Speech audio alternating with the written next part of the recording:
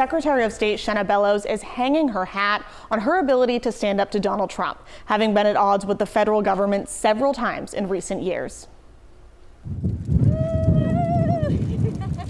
Shenna Bellows spending her Saturday morning running to benefit Lewiston schools with campaign volunteers by her side. Shenna Bellows for governor! Today, I ran with a 5th grade teacher from this school and heard about his career in education and what he does for his kids and how some of his kids have never been outside the city.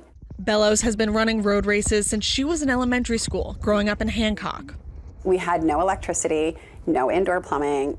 In running political races for more than a decade, she went to Middlebury College in Vermont, then spending time in the Peace Corps and AmeriCorps, at the American Civil Liberties Union in Washington, before working at the Maine ACLU.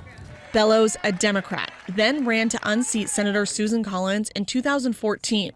2 years after she was defeated by Collins, she ran for the Maine legislature, where she says she worked with the Republican-run Senate to get things done for Mainers. I won a district that voted for me and voted for Donald Trump that year. 4 years later, Bellows was elected by the legislature and became Maine's first female Secretary of State. Since then, Bellows has been at odds with the Trump administration, attempting to remove the president from the primary ballot in Maine.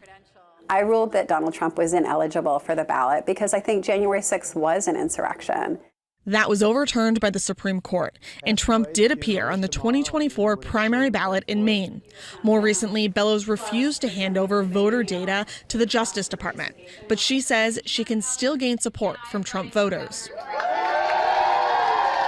I think it's standing up for the Constitution and the Bill of Rights and then connecting on economic issues. If elected governor, Bellows says one of her top issues is the economy. On fiscal issues, she is proposing a new deal for Maine and points to the transportation budget that she currently oversees, one that just about always passes with bipartisan support.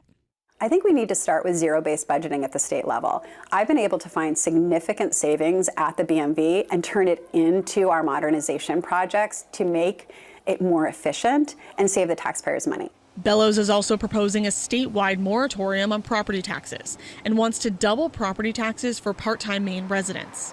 The gap between working class Mainers who are not making it, who are really getting killed by property taxes, electricity costs, the cost of housing, the cost of healthcare, they're really struggling. So we need to make sure that folks at the top are paying their fair share. Bellows also wants to improve education in Maine. She wants to increase teacher salaries and provide training programs for them. The Maine legislature just voted to raise base salaries for teachers from $40,000 to $50,000 a year. It's not enough.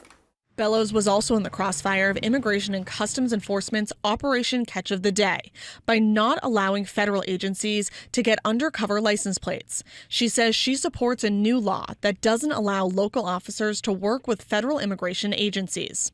I'll be a good partner to law enforcement as governor because I believe that we need to keep our communities safe, but I'll also be a good partner to our immigrant, refugee, and asylum seeker communities. Bellows faces 4 others in the Democratic primary, but wants you to choose her. I am the only person in the race who has a successful track record of standing up to Donald Trump and winning.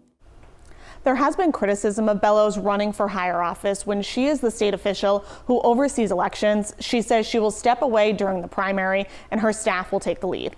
For Commitment 2026, I'm Jackie Mundry.